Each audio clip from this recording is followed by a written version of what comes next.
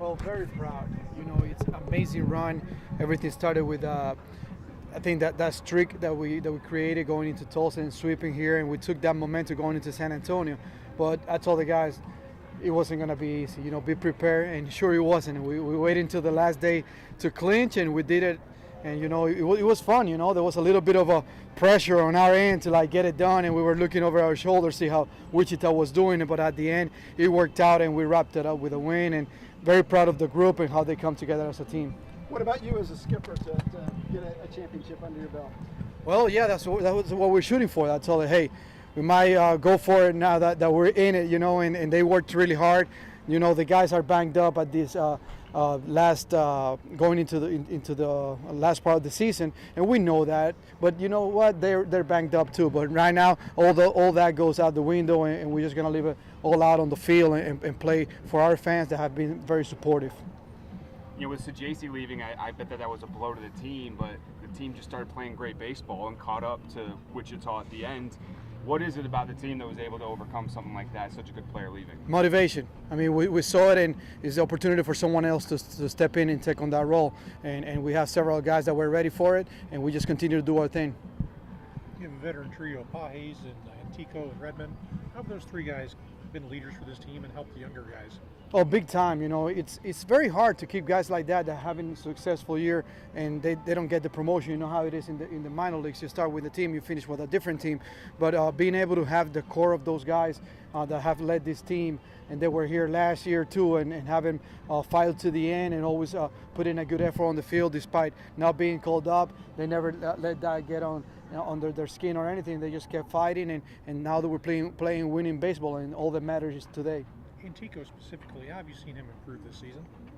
Oh yeah, no, he definitely has improved.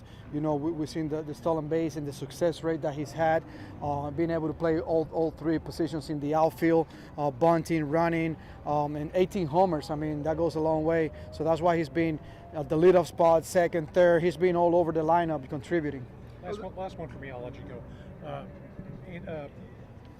Pages worked with the pitching staff. How has he helped those guys progress in the second half? Well, he's our leader. He's our engine. He leads the staff. He's done a tremendous job receiving, calling games. He cares, and those are the qualities you want on a catcher. My only question was, you go from a 6-game series all the time to a 3-game series. How much does that magnify all the pressure and stress? Well, I think it helps actually, just because instead of having a 5 or 6 man rotation, now you go through a 3-man rotation, knowing that you're going to have Sundays off in between before we get to the championship series. Coach, your club averaged 6.5 runs a game for the last month. That's tops in the Texas League. Are you just hoping that that contagious hitting just carries right over? Oh, definitely. I mean, the more runs you can score, the less pressure on the pitching. So definitely.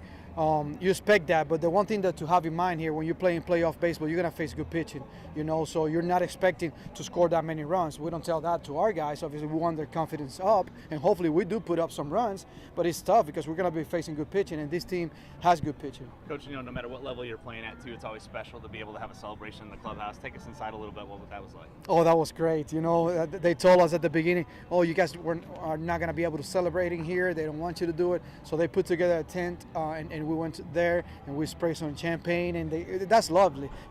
That feeling, that burn in your eyes, that's the best feeling in the world. Tink Hence getting 5 shutout innings like that, I mean, obviously the top pitching prospect you want in big moments like that, could line up for a Game 3 if there is one. I mean, how excited are you to see him in big spots like Very that? exciting, very exciting. You're right, he's lined up for Game 3. We hope to avoid that, go and beat this team in 2 games, but we don't know. But he's prepared for it, and sure, he did a great job going 5 innings. He had his struggles, but he never put his head down. His head down. He came the next day, worked harder, and was prepared for the next task. So even though he had his stretch when things didn't go his way, he kept on working, and sure paid off because coming in and doing the job he did on Sunday, he didn't allow a run other than one unearned run. So he pitched great. It was good to see. And Chandler Redmond coming in with a whole different body this year, and then he ties that record, sits on it a week. How awesome was it to see him on his last swing? So happy for Chandler. He's worked so hard. we're seeing this season unfolding the way it has for him, and finishing up like that, coming up with a big homer in San Antonio, going opposite field, which is not easy to do at that field, and that was a huge homer he hit, his number 31, leading the league in homers. Very happy for him and what the future upholds for him. Coach, tell me about your game one starter tonight. I know he's been a little bit coming back from injury, and you're trying to keep his pitch count where it's at. But if he's having success tonight, are you stretching him out a little bit longer? Yeah, well, that's an organizational issue there. Like, obviously we have our limitation, especially with a special arm like he has. He's going to be limited on certain pitches. That's something that me and the pitcher coach are going to sit down and talk about it. But we try to be smart and always protecting the guy's health.